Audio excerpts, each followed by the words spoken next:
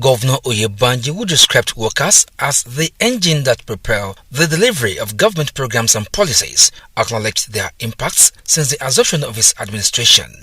He noted that his government had been able to fulfill its critical obligations to workers, strengthening the workforce and reducing unemployment, recognizing workers' rights to fair wages and better working conditions to enhance improved performance on the job. More importantly, we cannot forget your personal sacrifices and patriotic contributions on the inception of this state. This year theme, reclaiming the civic space in the midst of economic hardship, addressing the current economic challenges and the need for all workers to greatly ruminate on the best options to rescue the economy. Governor Oyebanji promised to continue to provide the platform for public workers in the state and private investors to thrive, urging the workers to continue to be more professional in their services to the state. By our administration that positively impacts workers' welfare. This includes but not limited to the following: 1,500 primary school teachers recruited across 16 local government areas, 930 subject teachers recruited in the public secondary school, and I'm aware that we are giving approval for the recruitment of additional 1,800 teachers and non-academic staff to our schools.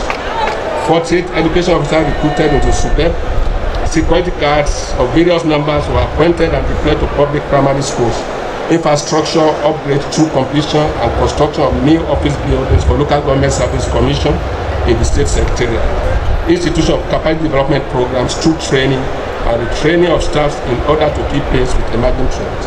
The State Head of Service, Dr. Folakemi Olomojobi, said that the annual Workers' Day provided the civil space for workers to express themselves freely and to constructively engage government on issues bordering on development, livelihood and social welfare.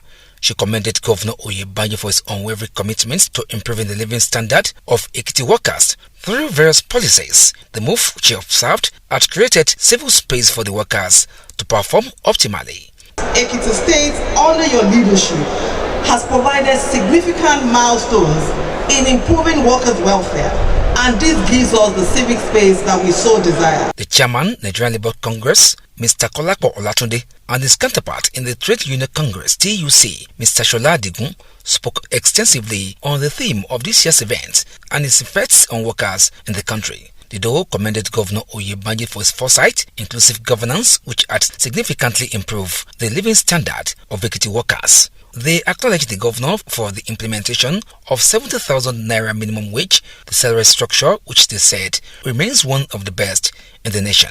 The Labour leaders lauded the governor for recruiting appreciable numbers of teachers into public schools, promotion of graduate teachers in primary schools to grade level 16, restatement of 15 sacked workers of Ekiti State House of Assembly, increments in the subventions of all tertiary institutions in the state, payment of gratuities and pensions, amongst others. They promised the governor of the workers' support for his administration. Toba Babalola reporting.